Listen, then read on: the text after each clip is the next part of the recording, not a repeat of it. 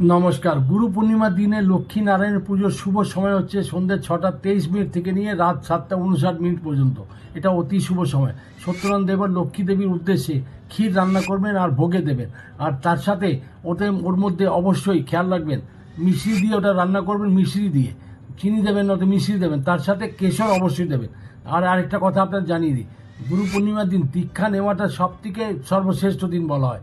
গুরু পূর্ণিমার দিন কেশর জল আগে রাতে ভুজিয়ে রেখে দেবেন একটুখানি কেশর দিয়ে, আর সকালে উঠেও সেটাকে খেয়ে নিন।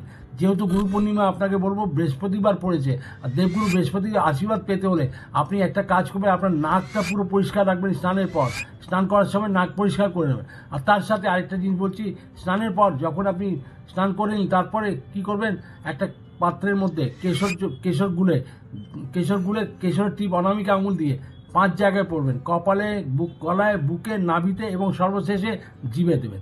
এতে দেবগুরু বৃহস্পতি অতি প্রসন্ন হন।